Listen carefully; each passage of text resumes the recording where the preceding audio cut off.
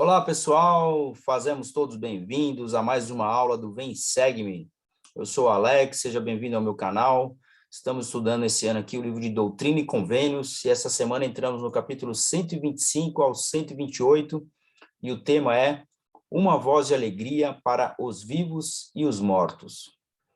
Se você ainda não é inscrito, por favor, se inscreva no nosso canal. Deixe o seu like e ative o sininho para receber as notificações. Nós estudaremos os seguintes temas: zeles especialmente por tua família, podemos confiar no Senhor em épocas difíceis, a salvação de nossos antepassados é essencial para a nossa salvação. Que provisão gloriosa e maravilhosa. E vamos falar também sobre a visita do Elder Soares aqui no Brasil. Tivemos a oportunidade de encontrar o Elder Soares, estar com ele, e eu gostaria de falar um pouquinho sobre esse apóstolo brasileiro, a respeito da sua visita e a bênção que nós temos de tê-lo aqui no Brasil conosco. Bom, o primeiro tópico é, zeles especialmente por tua família. Bom, primeiramente, para quem ainda não conhece, eu gostaria de apresentar a minha família para vocês, que é o meu bem mais precioso. Essa aqui é à direita, na ponta, é a minha filha Júlia, minha filha mais velha. Aqui ao lado da Júlia, a minha esposa Camila, que está de óculos, a Gabriela no meio, que hoje está com 12 anos, e a Giovana, que é a nossa sister Brasil, ex-missionária, a Giovana, que é a minha filha do meio. Então, esta é minha família que eu gostaria de apresentar para vocês. Bom, sobre esse tema, Doutrina e Convênios 125, de 1 a 3, diz assim: querido e bem-amado irmão Brigham Young, em verdade, assim te diz o Senhor, meu servo Brigham, não mais se requer de ti que deixes tua família como em tempos passados, porque tua oferta me é aceitável. Tenho visto teu trabalho e tua lida nas viagens que fizeste pelo meu nome. Ordeno-te, portanto, que envieis minha palavra ao exterior, e zeles especialmente por tua família, de agora em diante e para sempre. Então, os servos, assim como Brigham Young, na época, serviram ao Senhor e muitos chamados saíram, deixaram suas famílias para pregar o evangelho, foram muitos sacrifícios que foram realizados. E aqui o Senhor está falando para que eles deem mais atenção nesse momento para suas famílias, zelando especialmente para a família de cada um, daquele momento em diante e para sempre. Então, essa foi uma recomendação que o Senhor deu.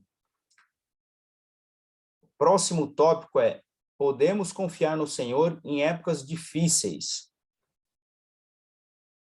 Doutrina e Convênios 127, no versículo 2, diz: e quanto aos perigos que de mim é requerido passar, parece-me coisa pequena, pois a inveja e a ira dos homens têm me acompanhado todos os dias de minha vida. E a causa parece-me um mistério, a menos que eu tenha sido ordenado desde antes da fundação do mundo para algum propósito bom ou mau, como preferir de chamá-lo. Julgai por vós mesmos. Deus conhece todas essas coisas, sejam boas ou más. Contudo, estou habituado a nadar em águas profundas. Isso tudo se tornou uma segunda natureza para mim. E como Paulo, glorio-me na tribulação, pois até este dia o Deus de meus pais livrou-me de todas elas, e livrar-me-á daqui em diante.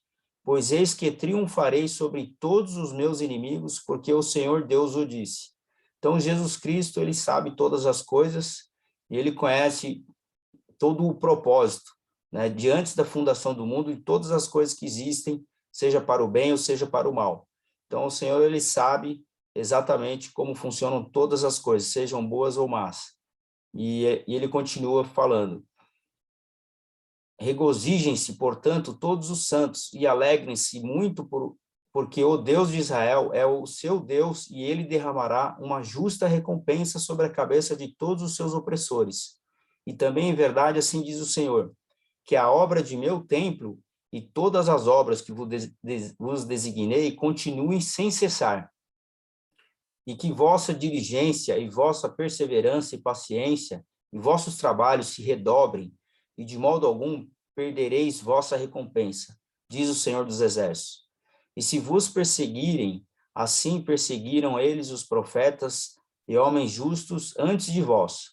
Para tudo isso, há uma recompensa no céu.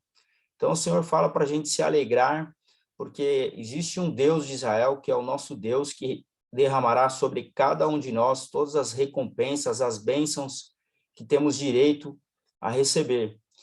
Nós sabemos que Deus é um Deus que nos ama e que sabe que muitas vezes nós somos perseguidos, ou muitos dos seus servos são perseguidos, e ele fala que se isso acontecer, assim como aconteceu com os homens justos e os profetas antes de nós mesmos, nossa recompensa estará reservada no céu. O próximo tópico, a salvação de nossos antepassados, é essencial para a nossa salvação. Então, a família é como uma árvore. Nós, como a minha esposa, essa família que eu mostrei para você com as minhas filhas, por exemplo, nós somos o tronco. Meu neto, por exemplo, Luca, são os nossos frutos. E a raiz são os nossos antepassados, a raiz dessa árvore. Então, os nossos antepassados, aqui está representado, aqui os meus antepassados nessa fotografia, uma fotografia do meu casamento, do meu pai, da minha mãe, do meu avô paterno, minha avó paterna, presentes nessa fotografia, que eu gostaria de lembrar que eles realmente são essenciais para a nossa salvação. E nós vamos aprender o porquê disso. No versículo 15 do capítulo 128 diz: E agora, meus amados irmãos e irmãs, eu vos asseguro que este princípio referente aos mortos e aos vivos não podem ser negligenciados no que tange a nossa salvação, porque a sua salvação é necessária e essencial à nossa salvação. Como diz Paulo com respeito aos pais, que eles sem nós não podem ser aperfeiçoados, nem podemos nós sem nossos mortos ser aperfeiçoados. Então nós todos temos os nossos antepassados, temos nossos pais, nossos avós, bisavós e assim por diante. Então o Senhor fala que nós não podemos negligenciar esse trabalho de fazer a salvação tanto para os vivos quanto para os mortos, porque essa salvação é necessária para todas as pessoas. E nós, como membros da Igreja de Jesus Cristo, que é a única igreja sobre a face da terra que realiza esse trabalho de batismo pelos mortos, assim como foi citado por o apóstolo Paulo, nós temos essa responsabilidade de batizar os nossos antepassados no templo do Senhor. E como nós fazemos isso? Através de uma procuração, nós vamos lá, representamos os nossos antepassados e somos batizados a favor deles. Cabe a eles aceitar ou não essa ordenança do outro lado do véu, lá no mundo espiritual onde eles se encontram. Para isso, é necessário nós fazermos esse trabalho de salvação e dessa maneira nós seremos aperfeiçoados. É isso que essa escritura está dizendo. E no 16 ele diz: E agora, com relação ao batismo pelos mortos, apresentarei outra citação de Paulo, em 1 Coríntios 15, 29. Então, na Bíblia, em 1 Coríntios 15, 29, Paulo já está falando a respeito do batismo pelos mortos. Ele diz assim: De outra maneira, que farão os que se batizam pelos mortos, se absolutamente os mortos não ressuscitam? Por que se batizam eles, então, pelos mortos? Então, você vê que era uma prática, era de uma ordenança que já era realizada na época do apóstolo Paulo. Então, assim como naquela época da igreja primitiva de Jesus Cristo, a igreja de Jesus Cristo, dos santos dos últimos dias, nos dias atuais, continua realizando essa ordenança para a salvação, tanto para os vivos quanto para os mortos, conforme essa escritura em 1 Coríntios. E ele continua no versículo 17. E também com relação a essa citação, mencionarei outra, tirada de um dos profetas que tinha os olhos fitos na restauração do sacerdócio, nas glórias a serem reveladas nos últimos dias e, de modo especial, no mais glorioso de todos os assuntos pertencentes ao evangelho eterno, ou seja, o batismo pelos mortos. Então, ele fala aqui que o mais glorioso de todos os assuntos pertencentes ao evangelho eterno, Joseph Smith está falando aqui, que é, sem dúvida nenhuma, esse trabalho de batismo pelos mortos, a salvação de todos os nossos antepassados. Por quê? Porque muitos dos antepassados não tiveram a oportunidade, o privilégio de conhecer o evangelho de Jesus Cristo da maneira com que nós conhecemos. Muitas pessoas não tiveram a oportunidade de conhecer a respeito das Escrituras. Então, isso tudo é ensinado para todos aqueles que falecem, que estão no mundo espiritual, eles aprendem esse evangelho, e esse evangelho é pregado a eles, e essa ordenança é necessária que seja feita aqui na terra. Então, isso é realizado através de uma procuração, como eu falei anteriormente, nos templos da Igreja de Jesus Cristo. Então, esse é um assunto muito glorioso, que pertence realmente, sem dúvida nenhuma, ao evangelho eterno. São ordenanças para a eternidade.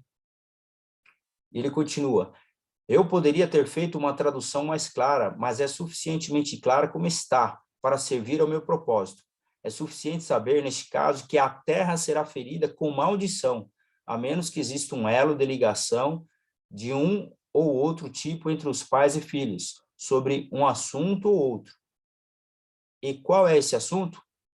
É o batismo pelos mortos. Olha a importância da realização dessa ordenança, que está mencionada na Bíblia pelo apóstolo Paulo, em 1 Coríntios, a respeito do batismo pelos mortos, onde a Igreja de Jesus Cristo realiza esse trabalho hoje, e fala que se esse trabalho não for feito, a terra será ferida com maldição.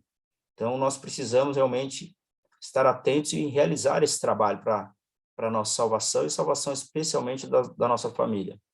Ele continua, no versículo 22 do capítulo 128, irmãos, não prosseguiremos em tão grande causa?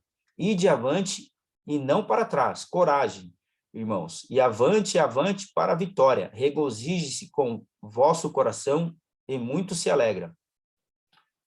Prorrompa a terra em canto, entoem os mortos hinos de eterno louvor ao rei Emanuel, que estabeleceu antes da fundação do mundo aquilo que nos permitiria redimi-los de sua prisão, pois os prisioneiros serão libertados. Então, aqueles espíritos que estão no mundo espiritual, aguardando a realização dessas ordenanças, serão libertados quando nós realizamos esse trabalho. Então, ele pede para que nós tenhamos coragem, se animemos em fazer essa ordenança e vamos avante para a vitória. E ele fala assim, o coração muito se alegra quando nós realizamos esse trabalho. Então, que cantem os hinos, né, de louvor aí, que estabeleceu aí Emanuel, né, nosso Salvador Jesus Cristo, antes da fundação do mundo, a possibilidade de nós participarmos desse plano de salvação. Que provisão gloriosa e maravilhosa. Então, essa foi a mensagem do presidente Gordon B. Hinckley, que ele disse: a expiação de Jesus em prol de todos representa um grande sacrifício vicário. Ele estabeleceu o padrão no qual se tornou um procurador para toda a humanidade. Aqui vocês podem entender o papel do procurador. Como eu disse para vocês, que membros da igreja vão até o templo para realizar o batismo pelos mortos como procurador, ele compara aqui que Jesus Cristo também foi um procurador, na qual ele estabeleceu um padrão na qual se tornou um procurador para toda a humanidade, ou seja, Jesus Cristo também fez esse papel para cada um de nós. Ele continua, esse padrão sobre o qual um homem pode agir em prol de outro é seguido nas ordenanças da casa do Senhor. Lá, servimos por aqueles que morreram sem um conhecimento do evangelho. É deles a opção de aceitar ou rejeitar a ordenança que é realizada. Eles são colocados na mesma condição dos que estão na terra. Os mortos recebem a mesma oportunidade que os vivos. Novamente, que provisão gloriosa e maravilhosa fez o Todo-Poderoso por intermédio de sua revelação a seu profeta. Então, a expiação de Jesus Cristo, ela veio para favorecer toda a humanidade. Então, o plano de salvação que foi concedido a cada um de nós, já tem aula gravada aqui a respeito do plano de salvação no mundo, o reino celestial, eu falo bastante sobre o plano de salvação. A expiação de Jesus Cristo faz parte desse plano, e tanto para a salvação dos vivos, quanto para os mortos. Então, eu convido você a realizar esse trabalho de pesquisa genealógica através do site da igreja, o Family Search, e lá você pode realizar esse trabalho, mesmo que você não seja membro da igreja, você pode fazer esse trabalho, pesquisar toda a sua árvore genealógica, e para aqueles que são membros da igreja, que têm essa responsabilidade de levar os nomes ao templo e realizar essas ordenanças. Então, é bem claro que nós não seremos aperfeiçoados se nós não realizarmos esse trabalho e que a terra será ferida, né, se nós não realizarmos esse trabalho de salvação pelos mortos. Então, essa é a mensagem do presidente Gordon B. Hinckley, que é a mensagem principal dessa semana. Bom, para finalizar, eu gostaria de contar um pouquinho essa experiência que nós tivemos com a visita do Elder Soares aqui no Brasil. Eu fui batizado, alguns de vocês já me conhecem, eu tenho aqui sobre aqui do canal, tem um pouco da minha história, né? Mas eu fui batizado em 1997 aqui na Estaca Cotia. Antigamente não era Estaca Cotia, era Estaca Raposo. E quando eu participei das aulas do princípio do Evangelho, eu aprendi ali, recebi as revelações a respeito de tudo aquilo que foi ensinado para mim. E a minha professora, na época, era a irmã Rosana Soares. A irmã Rosana Soares foi a minha primeira professora na igreja, e foi ela que me influenciou e me ensinou muito a respeito do Evangelho de Jesus Cristo. Eu sou eternamente grato a esta excelente professora que eu tive nas aulas do princípio do Evangelho. E tanto o Elder Soares quanto a Rosana, eles foram os nossos padrinhos de casamento. Eles são nossos padrinhos de casamento, eu e a Camila nos casamos, e nós temos uma amizade com esse apóstolo, essa testemunha especial de Jesus Cristo, que é o Elder Soares. E no ano de 2004, eu fui chamado bispo para servir na ala Granja Viana, aqui já da Estaca Cotia, e eu tive a possibilidade de servir a família do Elder Soares como bispo. Então, eu fui bispo das suas filhas, dos seus filhos, enquanto eram jovens aqui na ala Granja Viana, na Estaca Cotia. Então, nós temos uma proximidade e só aumenta o nosso carinho e o nosso testemunho que nós temos a respeito do exemplo dessa família maravilhosa. E nessa visita que eles tiveram aqui no Brasil, nós tivemos a oportunidade de estar junto com eles e fomos convidados a participar de uma sessão no templo de São Paulo. Então, tive a oportunidade de participar dessa sessão no Templo de São Paulo com a família Soares, e eu pedi ao Senhor para que Ele pudesse testificar a mim e que o meu testemunho fosse aumentado a respeito da igreja, a respeito desse chamado sagrado de apóstolo que o Elder Soares possui. E ao estar sentado na sessão, participando das ordenanças de investidura, eu pude sentir ali o meu testemunho mais forte a respeito desse chamado sagrado de todos os servos do Senhor aqui que serve, né, nesta terra. E eu sei que o Elder Soares é um desses servos e ele é um grande exemplo para mim, e meu testemunho só aumentou. E eu gostaria de compartilhar esse meu testemunho, essa minha experiência com cada um de vocês, onde a minha fé ela é aumentada por momentos como esse, e também pelo exemplo de cada membro da igreja, onde demonstra toda a sua fé em Deus, sua fé em Jesus Cristo. A cada testemunho que a gente ouve, só nos fortalece. E com a visita do Elder Soares e sua esposa aqui no Brasil, a nossa fé só aumentou, e o nosso testemunho sobre a igreja também só aumentou, e eu sou muito grato por isso. Mais uma vez, eu sou grato por ter aprendido com esta família. Então, essa é a mensagem que eu deixo com vocês essa semana. Convido vocês também a estudarem as aulas da semana que vem, que é Doutrina e Convênios 129 até o capítulo 132, e o tema é: quando recebemos uma bênção de Deus, é por obediência. E os temas serão: esta vida tem como objetivo nos preparar para a exaltação, recebemos bênçãos quando obedecemos a Deus, o Pai Celestial tornou possível que as famílias sejam eternas, o casamento plural é aceitável para o Senhor somente quando Ele o ordena. A família é a ordem do céu. Então, eu não tenho dúvida nenhuma que serão temas importantes para nós aprendermos e nos desenvolvermos para a semana que vem. Então, por favor, leiam, estudem, deixe aqui seus comentários, compartilhem, por favor, aquilo que vocês aprenderam, né? Comente aqui aquilo que vocês aprenderam, compartilhe essa mensagem com outras pessoas, Se você tem um testemunho a respeito desse trabalho de salvação para os mortos, levando nomes ao templo, se você já fez esse trabalho, deixe aqui também o seu comentário, o quanto é importante nós incentivarmos a realização desse trabalho de salvação para os mortos. Muito obrigado a todos pela sua participação, pelos seus comentários, por curtirem. Eu agradeço todos os comentários dos vídeos anteriores e toda a mensagem de carinho que eu tenho recebido aí no meu celular também. Muito obrigado, até a semana que vem, um forte abraço.